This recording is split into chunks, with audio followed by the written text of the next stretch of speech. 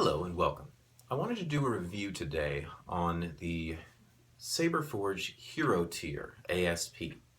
Now this is an ASP Saber here, and primarily I want to review the features and the board, but before I do that let me talk about ASP in general.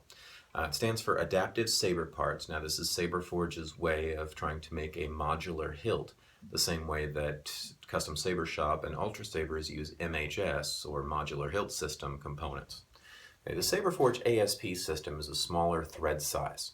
That said, that does not equate to a smaller saber.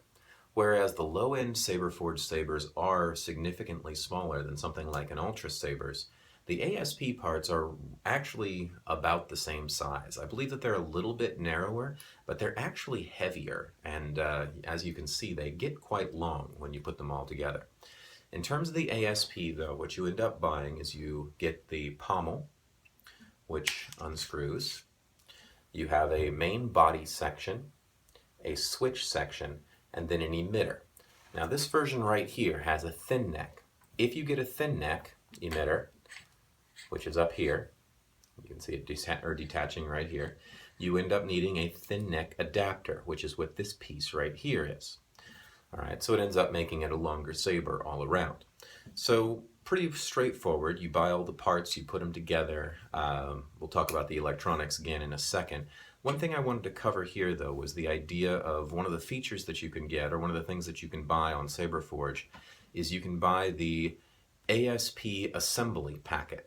Now that means you buy the parts and they put them together for you.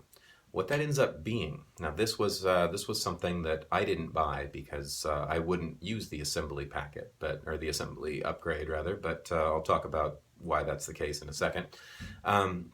This one, the person who bought this used that. And the assembly service, what that means is that they put everything together, they hardwire the electronics in. We'll see that in just a second here, but they hardwire the electronics in so it's no longer module, and they seal the threads on all the pieces so that you can't take them apart. Now in terms of a saber that is supposed to be modular, that seems to me like a bad idea. Well, you do get a saber that's professionally aligned, and one of the things is they put little shims in here so that everything lines up, and that's nice. You end up sacrificing the modular components for that. Okay, now this one I have managed to break some of the sealing so that I have been able to remove the emitter and the hilt section, but I haven't been able to break this seal right here on the thin neck adapter. So until I can manage to do that, I am trapped with only thin necks and I can't switch out the emitter. When I say sealed threads, what I mean is they basically put a glue in the threads so that you can't unscrew it. I can understand if you are certain that you have the saber that you like, this might be a nice feature. For me, I would never have done this given the option, because I like to switch things out and change things around. But to each their own, I guess. If you're comfortable with the design, you know that you're always going to be comfortable with the design. It doesn't really cost any or a whole lot extra. But anyhow, so that's the assembly service. So again, we'll take a look at the wiring in a second. Otherwise, pretty straightforward. They're thin neck sabers use a blade where the film is a little bit further back. So there's a little plug on the inside, just like Ultra Sabers uses on their thin necks. The plug comes up the inside of the saber for stability, and it meets the film. So you have to have a specifically thin neck set blade if you're going to use a thin neck emitter. You can't switch them out. I cannot take a mid-grade blade and put it in here, which is part of why I was trying so hard to take this emitter off, because I like mid-grade blades better than heavy grade. Alright, so that's ASP. Let's talk about the Hero upgrade and the Spark board a little bit. First off, one of the things you'll notice is that the switch here is not a standard AV switch. We have a kill key right here, and we have a switch that has two small buttons on it that looks kind of like the interface on a Graflex, but it has the two small buttons. The top button here is an ignition button, the bottom button is an auxiliary button. Okay, this is something that you can't really see too well on Saberforge's site, but if you buy the Hero tier as a plug-and-play, it comes with this button. If you buy the assembly service, it comes with this button. Alright, this right here is the kill key, so the saber won't activate until I pull that out. Let's go ahead and do that.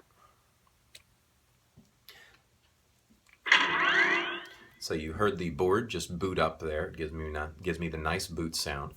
Before I turn the Saber on, I can use the auxiliary button to cycle through the sound fonts. Essence. Episode 2501 commit. All 2. Standard issue. Saber Tracks. Father, son. All right. Now you notice that there's, I think there were 6 of them on there.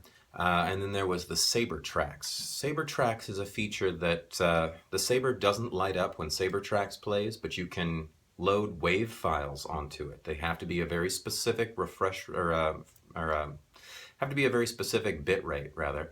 But if you load WAV files onto it on Saber Tracks, you can actually use the Saber like an MP3 player.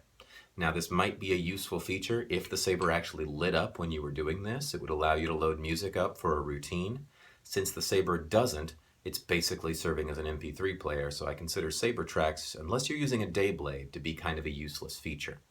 In terms of the fonts, speaker's pretty decent on this thing. Holds 5 fonts. Let me go ahead and load one up here. Alright, decently loud Saber, decently bright. The Hero tier uses a red, green, blue, amber. So it's a quad core LED, and it does get pretty bright. Okay, let me go ahead and show you how this thing color changes.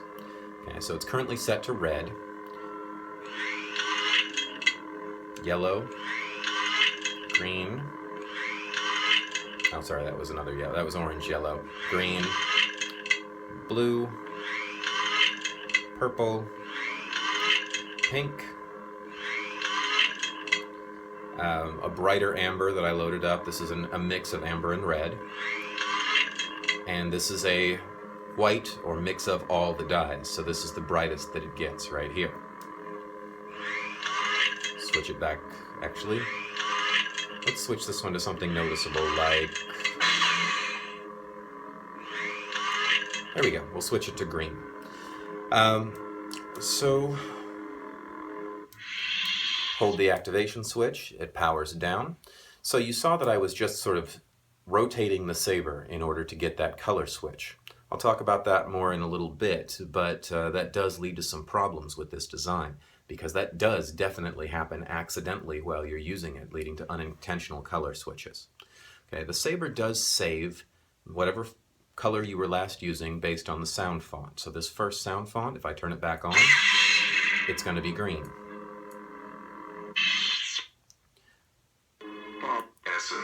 Okay, I switch to the second sound font, and it starts back at that base red, which was my first bank color. Okay, if I were to switch this, okay, there's an amber. I load this one back up. The second sound font's going to come up amber. The first sound font's going to come up green. Okay, now that's a nice feature. The problem with it is, if I were to insert the kill key, power down the Saber, take the kill key back out,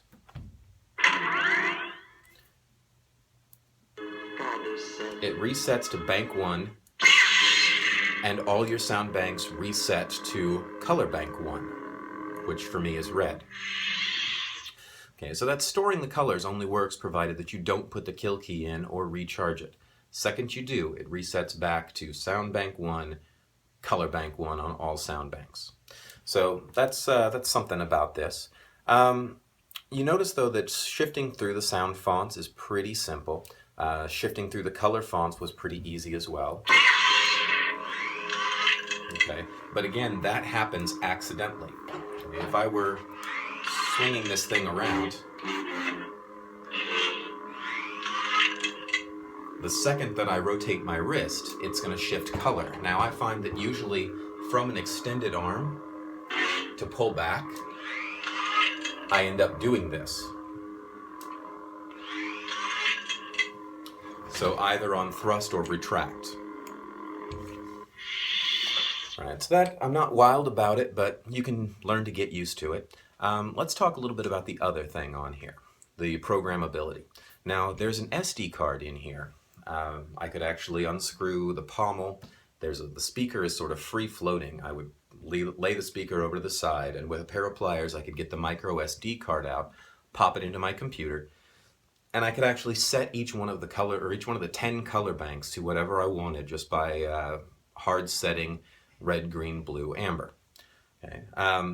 Or there's actually an onboard way to do this without taking the SD card out or connecting it to a computer. Okay, the way that we do it, the way that you get to the onboard menu, insert the kill key, hold down the auxiliary button, remove the kill key. Saber configuration. And this kind of pervy voice comes up and says, Saber configuration. But this gets me to hit the aux button to go through them. Spark color set editor. The color set editor. Spark color set editor. Motion editor. And the motion editor. All right, so you notice that this had blade flicker as well. You can set that manually. But the motion editor is just like any other motion editor on their Saber core as well. You set sensitivity. You also set the rotation sensitivity.